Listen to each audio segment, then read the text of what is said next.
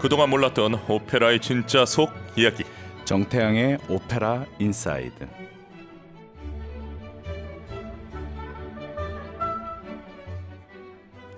피아니스트 정태영 선생님 안녕하십니까? 네, 여러분 안녕하세요. 피아니스트 정태양입니다. 한 주 동안 어떻게 지내셨습니까? 그냥 잘 지내고 있었습니다. 한창 바쁠 때죠. 몸은 좀 괜찮으세요? 네, 괜찮습니다. 저 감기 안 걸린 지 진짜 오래되지 않았어요? 그러니까요.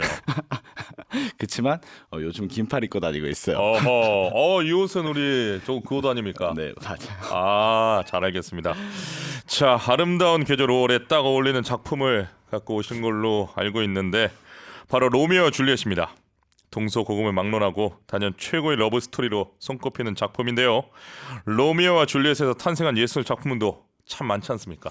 네, 로미오와 줄리엣이 없었다면 탄생하지 못했을 연극, 발레, 영화가 무수히 많은 것 같습니다. 이 원소스 멀티 유즈라고 하죠. 전형적인 좋은 사례 같습니다.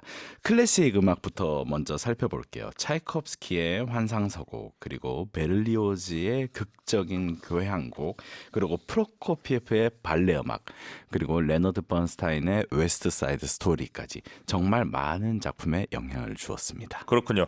말씀하신 교향곡뿐만 아니라 오페라 작품도 꽤 되지 않습니까? 네, 맞아요. 로미오와 줄리엣을 소재로 한 오페라가 약 20편이 된다. 와. 최초는 1776년 체코의 기어르그 벤다의 로메오와 율리라는 작품이고요. 놀랍게도 해피엔딩으로 되어 있습니다. 그렇게 될 수도 있군요. 그리고 벨리니의 오페라 중에서요, 이 몬테규가와 케플리카, 그러니까 가문의 이름으로 오페라 이름을 지었죠. 네. 그리고 이제 구노 이후에 구노의 로미오와 줄리엣이 이 오페라들의 대명사가 되었죠. 다른 작품들은 명암도 못 내밀게 뭔가 이 분위기를 만들어 오린 것 같은 느낌도 드는데요. 구노의 아베 마리아도 구노지 않습니까? 네, 맞습니다. 여러분 구노의 아베 마리아 멜로디 혹시 알고 계실까요? 너무 잘 알고 있죠. 제가 불러드리기는 네, 불러주세요. 아베 마리아 이런 멜로디가 있어요. 왜 이렇게 쑥스러워하십니까? 잘 불러주세요. 순간 심장이 너무 떨렸어요. 이 작곡가 구노는 네. 오페라, 종교, 가곡을 넘나들면서 많은 명곡을 남겼습니다. 네. 바로 피아니스트 어머니, 이 어머니가 아들의 천재성을 알아보고요. 파리 음악원에 진학을 시켜서 21살에 칸타타로 로마 대상이라는 굉장히 영예로운 상을 수상하게 됩니다. 그리고 이 로마 대상의 부상이 이탈리아로 유학을 시켜주는 거였어요. 와우. 그래서 이탈리아에 가서 많은 영향을 받았는데 로마에서 신학과 종교음악에 빠집니다. 그리고 파리로 돌아온 후에 신학교에 진학을 해서요, 성당의 오르간 주자로 종교음악에 전념하게 되었습니다. 그리고 스승의 딸과 결혼을 했고, 결혼과 동시에 이제 신학교를 졸업했지만 가톨릭 사제로서의 길을 포기를 했습니다. 그리고 대작곡가인 베를리오즈와의 교류를 통해서 종교음악이 아닌 세속음악으로 전향을 해서 오페라를 12편을 작곡합니다.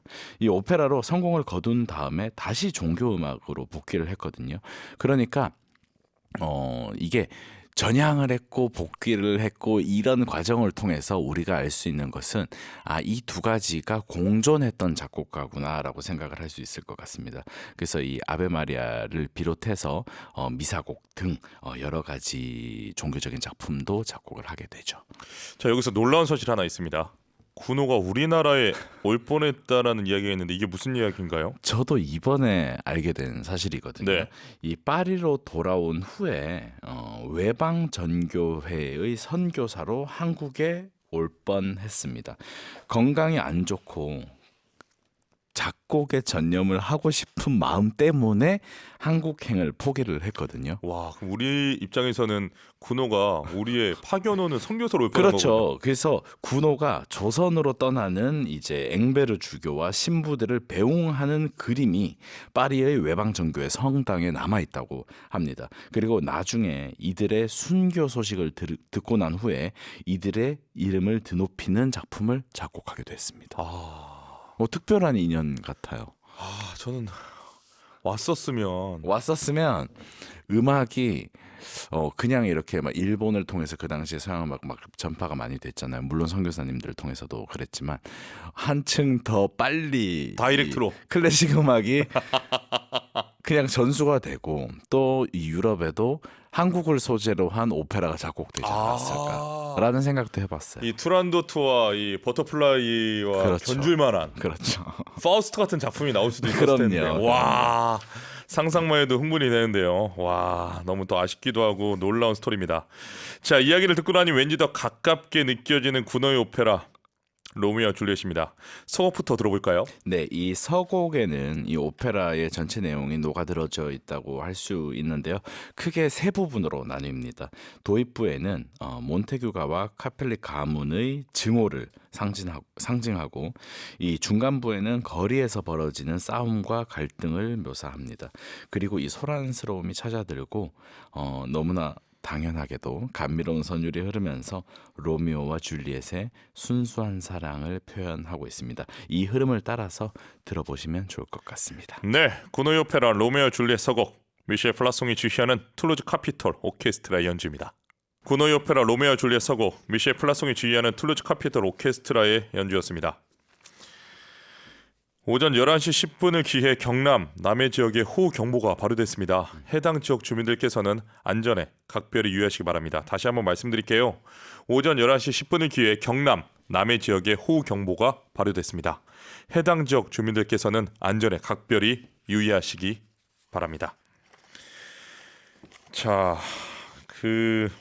군어의 오페라 우리가 서곡 로미오 줄리엣 서곡을 들었는데 이 이탈리아 오페라랑 확실히 좀 분위기가 좀 다른 것 같아요.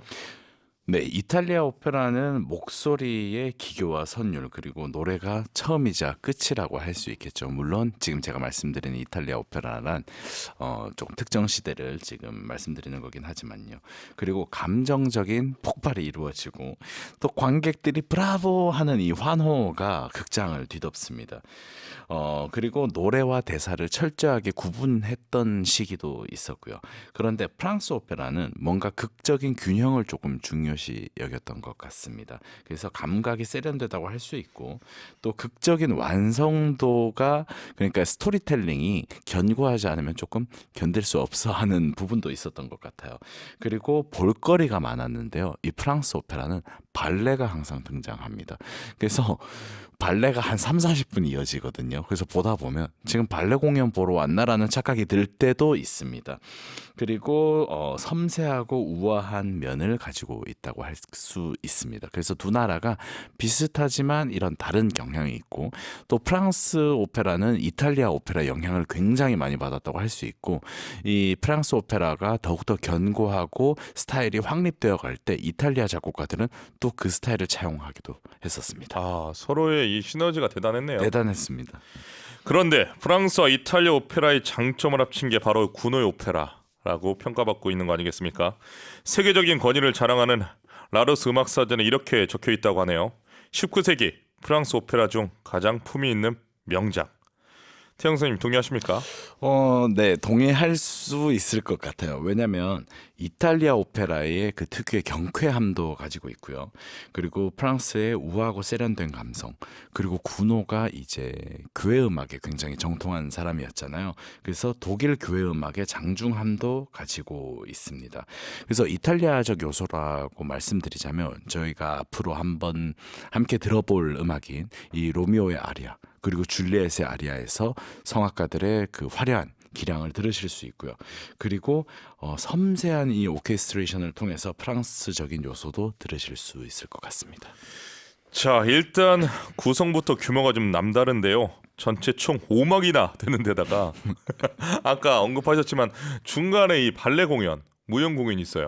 네, 여러분, 이 19세기에는요, 이 오페라가 지상 최대의 버라이어티 쇼였습니다. 그러니까 그리고 이 오페라를 보통 우리가 종합 예술이라고 하잖아요. 이 종합 예술이라 하면 뭐 메이크업, 헤어부터 시작해서 또 무대 장치, 조명, 또 뭐가 있을까요? 뭐 움직이게 하는 그 인력들 그리고 성악가 기타 등등 여러 가지가 있는데 한마디로 최고의 기술들이 집약되어 있습니다. 예술뿐만 아니라 기술도 많이 들어가 있는데 그러다 보니까 이것을 관람하는 관객들이 여러 가지를 보고 싶어 하는 거예요. 그렇다 보니까 이 오페라도 점점 커져서 5막이나 되었는데 대규모 발레 장면이 꼭 들어가 있어야 하는 법칙이 있었습니다. 이것이 이제 프랑스의 5막 오페라 그랑 오페라라는 이 구조인데요. 오죽하면 바그너의 탄호이저라는 작품이 이거는 독일의 작품입니다. 파리에서 공연을 했는데 발레가 없어서 소동이 일어나기도 했습니다. 내가 돈 주고 이 작품 보러 왔는데 발레 하나 없냐 이런 컴플레인이 있었던 거죠. 그리고 화려한 무대 장치요. 말과 뭐 마차가 실제로 등장하고 화재 폭발을 막 구현하기도 하고 그러다 보니까 이 제작비 부담이 점점 커졌습니다. 그래서 시대가 지날수록 점점 좀 밀려나게 되었죠. 이게 그 무용하시는 분들을 제가 최근에도 국립무용단 예. 공연을 정규 공연을 보고 왔거든요. 우리는 그냥 단순하게 춤춘다 생각하지만 네. 조명, 그렇죠. 또 이 의상, 네. 그리고 댄스 플로어라고 해서 무용수를 다치면 안 되는 고무판, 깔아야 돼요. 음악 네. 등등등 이 제작비가 보통이 아닙니다. 보통이 아니죠. 근데 그것에다가 이제 오페라 성악가들, 오케스트라, 뭐 기타 등등 여러 가지가 나오니까 이게 5막이라면 막 시간이 3시간씩 되고 하잖아요. 아니 어떻게 5막일 수가 있습니까? 너무 대단합니다. 저는 놀라워요. 그 발레가 한 3-40분 차지합니다. 와, 자 규모가 이렇게 커서 그런가 오페라가 완성되기까지 무려 30년 가까이 걸렸다고 합니다. 이게 사실입니까? 이건 이제 작곡가들의 성향이나 또 시대적 상황에 따라서 많이 다를 것 같은데 예. 이 작곡의 시초는 1839년에 베를리오즈라는 작곡가의 로메오와 줄리엣을 보고 감동을 받았습니다. 그리고 로마에서 유학을 하던 당시에 이 구노가 펠리체 로마니의 대본을 입수해서 작곡을 시도했습니다. 이 펠리체 로마니는 이제 벨리니와 콤비를 이뤘다고 저희가 말씀드린 적이 있는데요. 그런데 구노가 이탈리아어에 익숙하지가 않잖아요. 그러다 보니까 조금 헤맸습니다. 작업을. 그리고 26년이나 흐른 1865년에 본격적으로 작업에 착수해서요. 빅토르 위고가 번역한 이 번역본의 영감을 받고 그리고 줄 바르비에와 미셀 카레에게 대본을 맡겨서 1867년에 파리 리리크 극장에서 초연을 했습니다. 그러니까 엄밀히 따지자면 뭐 30년은 아니지만 그 처음 이 작품에 대한 마음을 가진 것은 30년이 되었다고 할 수 있죠. 그 로스니가 세비야 이발사를 일주일인가요? 네. 5일인가요? 그 성격 참 다르네요. 예, 30년과 5일. 와, 참. 그렇지만 그 30년을 썼던 뭐 5, 6일을 썼던 그 위대함을 잴 수 없는 것이 잴 수 없죠. 클래식 음악입니다. 네. 그러니까 이게 참 그 예술의 어떻게 보면 독특하고 위대한 점입니다. 그렇죠. 예, 시간을 들이는 것도 엄청난 가치가 있지만 그럼요. 그 시간이 뇌에 축적돼 있기 때문에 단숨은 쏟아내 그 스타일인 것 같아요. 그렇죠. 예. 이게 진짜 정말 이 재능의 영역은 우리가 가늠할 수가 없는 거죠. 흥미롭습니다. 자, 다시 구노의 필생의 역작이라고 할 수 있는 오페라 로미오와 줄리엣. 이번에 어떤 곡 들어볼까요? 네, 가장 대중적으로 많이 알려진 인기 아리아라고 이야기해야 할까요? 꿈속에 살고 싶어요. 뭐 이런 제목을 가지고 있는데요. 부모님은 파리스 백작과의 결혼을 강요하고 있습니다. 그런데 거부감을 느낀 줄리엣이 꿈꾸는 시절, 그러니까 이 아름다운 때를 더욱더 즐기고 싶다는 내용을 담고 있습니다. 이 노래를 부를 때까지만 해도 줄리엣은 꿈에 부풀어 있는 소녀일 뿐이거든요. 그리고 곧 다가올 비극을 전혀 모른 채 부르는 이 왈츠는 경쾌하기 그지없습니다. 그리고 소프라노 음성의 그 화려한 면모를 잘 느끼실 수 있을 것 같아요. 감상해 보겠습니다. 아주 비브르 꿈속의 살고파. 소프란 안젤라 게오르기의 음성, 미셸 플라송이 지휘하는 툴루즈 카피톨 오케스트라의 연주입니다. 구노의 오페라 로메오 줄리엣 1막의 줄리엣의 아리아 아주 비브르 꿈속의 살고파. 소프라노 안젤라 게오르교, 미셸 플라송이 지휘하는 툴루즈 카피톨 오케스트라의 연주였습니다. 로미오 줄리엣, 셰익스피어 작품으로 알고 있는데요. 그런데 셰익스피어가 창작한 게 아니라는 얘기도 있습니다. 네, 여느 유명한 이야기들이 그렇듯이요. 로미오와 줄리엣의 사랑 이야기와 비슷한 이야기들이 유럽 각지에서 전설과 민화로 널리 알려져 있었습니다. 당시 민간에 퍼져 있던 이야기는 두 개인데요. 원수 가문 사이의 사랑 이야기, 그리고 수면제로 결혼을 회피하는 이야기, 뭐 이런 것들이 떠돌고 있었어요. 이 이탈리아 작가 반델로가 이를 하나로 묶어서 1530년에 소설로 발표를 했습니다. 그리고 영국 시인 아서 브룩이 소설을 이제 서사시로 번역을 했고요. 셰익스피어는 이를 참고해서 로미오와 줄리엣이라는 희곡을 완성을 하게 됩니다. 수많은 하류들 중에서도 오늘날 우리가 로미오와 줄리엣 하면 셰익스피어라고 하는 이유가 있겠죠. 네, 이 반델로 원작은 전체 스토리 진행에 9개월이 걸렸다고 해요. 네, 그런데 셰익스피어는 5일로 축약을 시켜버립니다. 로시니 스타일이군요. 그렇죠. 이게 대하 드라마에서 이제 뭐 정말 단편으로 만들어 버린 것 같은데요. 극적인 긴장감을 높이는 효과가 있었고요. 그리고 원작에 없었던 머큐쇼, 파리스 등의 조연들을 추가합니다. 무엇보다 인물들의 성격 묘사가 탁월했다는 점이 셰익스피어의 위대함인 것 같고요. 그러니까 여러 가지 이야기가 있는 것만큼 이탈리아 베로나에 가시면 그 줄리엣의 집이 있잖아요. 네네. 그래서 거기 관광객들이 정말 많습니다. 근데 사실 그 집은 볼 게 별로 없어요. 아무 관련이 없는 집이긴 하거든요. 그리고 볼 것도 별로 없잖아요. 그렇죠. 저도 깜짝 놀랐어요. 그래서 근데 그 집에 사람이 너무 많아서 그 집 못 즐기거든요. 그래서 옆에 있는 가게 2층에 올라가서 보는 게 가장 잘 보여요. 박주영님, 만약 군호가 우리나라에 왔다면 나비 부인보다 더 유명한 곡이 나왔을 수도 있었겠어요. 그렇습니다. 저도 정말 뭐랄까 이 아쉬운 마음이 큰데 저는 푸치니에게 굉장히 섭섭하거든요. 저도 그런 면이 있습니다. 아니 중국을 배경으로 한 투란도트, 일본을 배경으로 한 버터플라이, 나비부인을 만들어서 우리나라를 배경으로 한 그렇죠. 아리랑을 만들어야 되는 거 아닙니까? 박정님 말씀대로 군호가 우리나라에 그때 왔다면 견줄 만한 정말 멋진 작품이 나오지 않았을까, 이 아쉬움을 또 삼켜봅니다. 신영아님, 다래끼가 나려는지 눈이 아파서 찜질 중이에요. 찜질하지 않은 한쪽 눈으로 보이는 라디오를 보고 있어요. 감동입니다. 하지만 신영아님, 안과를 다녀오시는 게 좋겠습니다. 요즘 꽃가루 알레르기가 더 많아서 더 커지면 안 되니까요. 병원 꼭 다녀오시기 바랍니다. 8737님, 지방 가고 있어요. 멀리서 방송을 들으니 더 반갑네요. 비가 엄청 내리지만 클래식 들으며 달리고 있어요. 제가 오늘 출근할 때 조금씩 내렸는데 지금 많이 옵니까? 그러니 지방이 많이 오는 것 같아요. 그렇군요. 남부 지방으로 갈수록 아까 전에 저희 속보도 그렇고 예. 그런 것 같습니다. 갑자기 우리가 교통방송인 것 같습니다. 8737님, 지방 잘 다녀오시기 바랍니다. 자, 음악 한 곡 듣고 이야기를 계속 나눠보겠습니다. 어떤 곡 들어볼까요? 네, 로미오와 줄리엣의 가면 무도에서 첫 만남이 이루어집니다. 네, 운명적인 사랑이 시작되는 지점이자 가장 순수하고 아름다운 이중창이라고 할 수 있습니다. 바로 앙주 아도라블르라는 곡인데요. 사랑스러운 천사여입니다. 여기서 조금 예전 시대 음악 스타일을 느끼실 수 있습니다. 바로 르네상스 시대의 다성 합창곡, 그러니까 여러 목소리가 함께 부르는 것의 거의 원형이라고 할 수 있는 마드리갈 스타일인데요. 두 목소리가 정교하게 얽히면서 진행이 됩니다.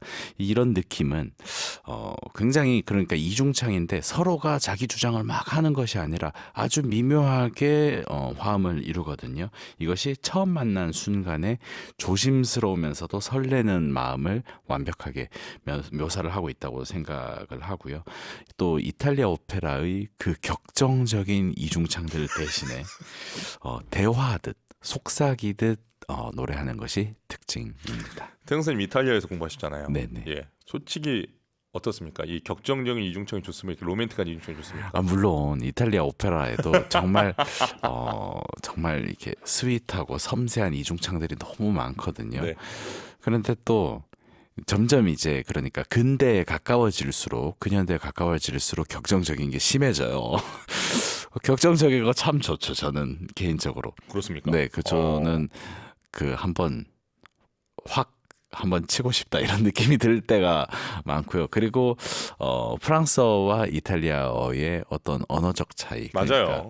그러니까 이탈리아 언어를 생각하실 때는 정말 밝은 햇살과 같은 그 뜨거운 막 태양과 같은 언어를 생각하시고 또 프랑스는 뭐 와인의 레이어와 같다고 할까요? 뭐 여러 가지 생각해 보시면 재밌을 것 같아요. 이게 태영 선생님이 좀 순화해서 말씀해 주셨는데 좀 더 제가 직접적으로 말씀드리면 이탈리아 분들은 네. 저도 이제 이탈리아에서 느낀 건데 네. 가수들은 이제 프랑스 이런 작품이라 이중창을 보면은 좀 밋밋하다, 어, 재미없다 이렇게 얘기하잖아요. 어. 하지만 프랑스인들 입장에서 보면은 이탈리아 너무 무식하다, 너무 싸운다. 너무 소리만 지른다 이렇게. 그래서 이 문화적 차이와 기질적 그렇죠. 차이와 언어적 차이가 있다라는 점 네. 여러분 또 생각하시면서 감상하시면 좋지 않을까 생각합니다.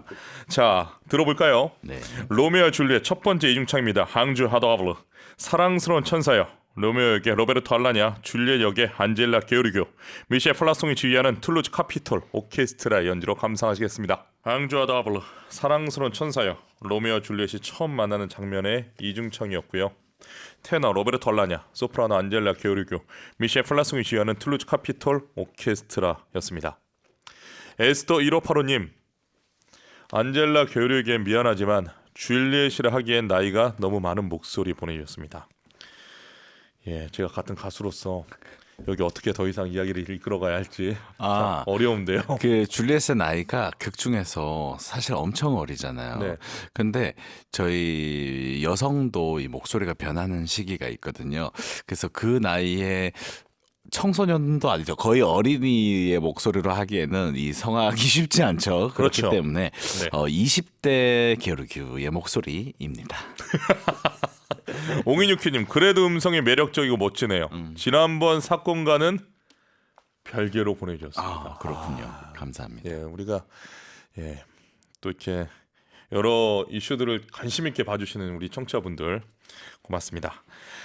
오늘 듣고 있는 음반이 로베르토 알라냐와 안젤라 게오르기의 로미오 줄리엣이었습니다. 녹음 연도가 1995년이니까 와, 정말 오래됐네요.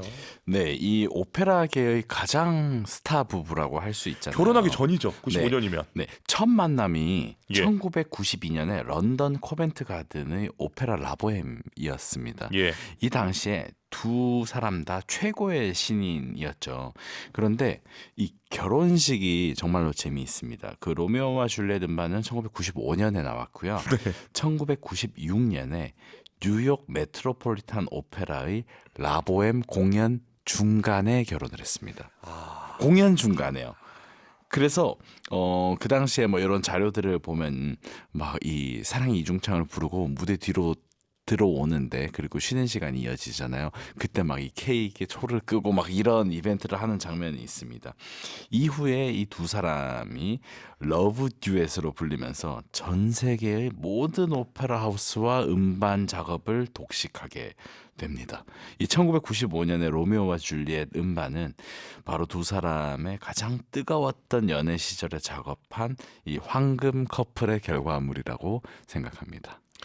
예, 지금 우리 태영 선생님이 너무나 자세하게 소개해주신 이 사랑의 스토리, 그 러브 듀엣이 로미오와 줄리엣 같이 영원했다면 좋았을 텐데 그러지 못했어요. 네, 그러지 못했습니다. 그 오페라보다 더 드라마틱한 사랑, 결별, 재결합, 뭐 이 이혼의 스토리인데요. 이 두 사람 모두 이게 제가 이 말하면서 되게 약간 재밌게 느껴지는 게 사실 이 안젤라 게오르규와 이 제 스승님이 지금도 같이 작업을 하고 있어요. 최근에 음반도 같이 하셨고 그러다 보니까 저는 제 선생님의 친구분을 지금 이야기하는 거잖아요. 그러니까 약간 마음이 재밌는데 이 로베르토 알라냐와 안젤라 게오르규 두 사람 모두 성격이 매우 강하고 자존심이 높기로 유명했습니다. 뭐 자기 분야에서 최고를 이룬 예술가들이니까요. 이 때문에 극장 측과 마찰을 빚거나 공연 취소도 다반사였거든요. 그런데 무대에서만큼은 실제 부부만이 보여줄 수 있는 이 완벽한 호흡과 감정선을 보여주어서 찬사를 받았습니다. 그리고 이제 2013년이 되어서 두 사람은 헤어지게 되었습니다. 17년 만에 네. 예, 결혼 생활 정리했군요. 그 안젤라 게오르교와 로베르토 알라냐는 제가 이렇게 보면은 네. 안젤라 게오르교는 어떻게 보면 엘리트 코스를 밟은 네. 정통 성악가 네. 출신이고 로베르토 알라냐는 스타덤에 오른 식당에서 네. 캐스팅된 네. 어떻게 보면 성악을 정식으로 공부하지 않은 파바로티처럼 그렇죠. 그런 스토리를 가지고 있는 사람 네. 아닙니까? 네. 참 그래서 이 두 분의 음악이 아주 묘하게 거칠면서도 섬세한 부분이 저는 참 좋았는데 오늘 또 두 분의 음악을 들었습니다. 결별한 뒤 지금은 각자의 길에서 여전히 열심히 노래하고 있는데요. 안젤라 게오르기는 2024년 우리 오페라에도 출연했죠. 네, 맞습니다. 여러분 알고 계시다시피 안젤라 게오르기는 이제 독신을 유지하면서 독자적인 활동을 이어오고 있는데요. 2024년에 한국에서 토스카 공연 당시에 이제 앙코르 항의 사건이 있었습니다. 그리고 로베르토 알라냐는 폴란드 출신이고요. 소프라노 알레산드라 쿠르작과 재혼을 해서 나비 부인 토스카 등에서 함께 호흡을 맞추면서 제2의 전성기를 보내고 있습니다. 그런데 비록 두 사람은 헤어졌지만 부부 시절에 남긴 수많은 명반들이 우리 클래식계, 특히 오페라계의 소중한 유산이라고 할 수 있을 것 같아요. 네. 자 이번엔 알라냐의 아리아를 한번 들어볼까요? 알라냐가 부르는, 그러니까 한마디로 로미오가 부르는 아리아겠죠. 바로 라무르 알레브트와 솔레라는 곡인데요. 줄리엣의 발코니 아래에서 로미오가 줄리엣의 아름다움을 찬란한 태양에 비유하면서 부르는 노래라고 할 수 있습니다. 네. 바로 세레나데라고 할 수 있을 것 같아요. 많은 분들이 이 로미오와 줄리엣 하면 기억하실 수도 있을 것 같아요. 로미오가 이제 창 밑에 앉아서 창문을 열어달라고 요청하는 그 모습을 떠올리실 것 같은데요. 이게 이탈리아의 테너 아리아들은 힘이 있고 화려하고 폭발적인 고음을 강조하는데 이 노래는 사실 고음이 나오기는 하지만 테너의 고음치고는 아주 높은 고음은 아니거든요. 뭔가 속삭이는 느낌을 주면서 또 감정을 터뜨리는 것이 인상적이라고 할 수 있을 것 같습니다. 그리고 이 알라냐가 프랑스 태생입니다. 그래서 완벽한 프랑스 발음으로 이 가사 하나하나의 맛을 굉장히 잘 살렸다고 할 수 있습니다. 예, 노래 듣기 전에 제가 호우 경보 한 번 더 말씀드리겠습니다. 11시 40분을 기해 제주 남부 서귀포시에 호우 경보 발효됐습니다. 해당 지역 주민들은 안전에 각별히 유의하시기 바랍니다. 다시 한번 말씀드릴게요. 오전 11시 40분을 기해 제주 남부 서귀포시에 호우 경보가 발효됐습니다. 해당 지역 주민들은 안전에 각별히 유의하시기 바랍니다. 듣겠습니다. 로베르토 알라냐의 로미오 직접 확인해 보시죠. 라무르 레브투아 솔레이 사랑 떠올라라 태양이여 미셸 플라송이 지휘하는 툴루즈 카피톨 오케스트라가 함께합니다. 군의 오페라 로메오 줄리엣 2막 중 로미오의 아리아 라무르 레브투아 솔레이 사랑 떠올라라 태양이여 테너 로베르토 알라냐였고요. 미셸 플라송이 지휘하는 툴루즈 카피톨 오케스트라의 연주였습니다. 자, 아까 잠깐 언급을 했지만 로메오 줄리엣 지금 나이가 어립니다. 원작에 보면 줄리엣의 나이가 13살이고요. 로미오도 한 16, 17 네. 정도 되는데 이 나이에 죽음을 맹세한 사랑이라니 좀 빠르지 않나요? 당시 귀족 사회에서는 네. 가문의 결합을 위해서 어린 나이에 정략 결혼을 시키는 게 일반적이었습니다. 바로 조혼 풍습이라고 하죠.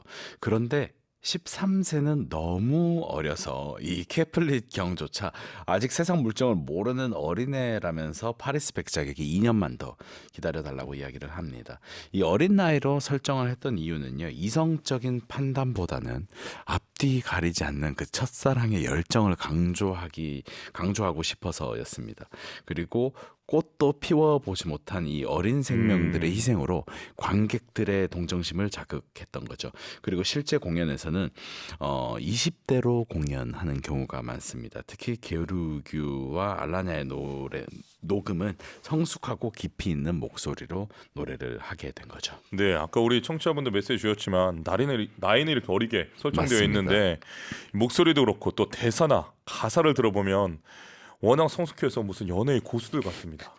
그러니까 이 대사들을 들어보면 예. 어떻게 생각하면 약간 느끼할 수도 있다라고 생각할 만큼 어린 친구들이 이렇게 얘기를 하고 있는데 네. 우리가 들어볼 노래 중에서 오 누이 디비느 저 덤플러르 오성스러운 밤이여라는 이중창이 있습니다. 예. 사랑을 확인하는 이중창인데요. 만난 지 몇 시간이나 됐다고 이 청산유수로 시적인 대사들을 쏟아내면서 덥석 결혼하자며 서로의 이름을 부르게 됩니다. 근데 저희가 좀 생략을 하니까 이게 이상하게 느껴지실 수도 있지만 굉장히 시적인 가사로 되어 있답니다. 알겠습니다. 이 곡은 오늘 끝곡으로 남겨놓겠습니다. 고노의 오페라 로미오 줄리엣 오늘 2막까지만 감상했는데요. 다음 주에도 이어지겠죠? 네, 여러분 아직 3막이 남았습니다. 네, 3막을 기다리면서 일주일 보내겠습니다. 한 주 동안 건강하시고 오늘 수고하셨습니다. 네, 감사합니다.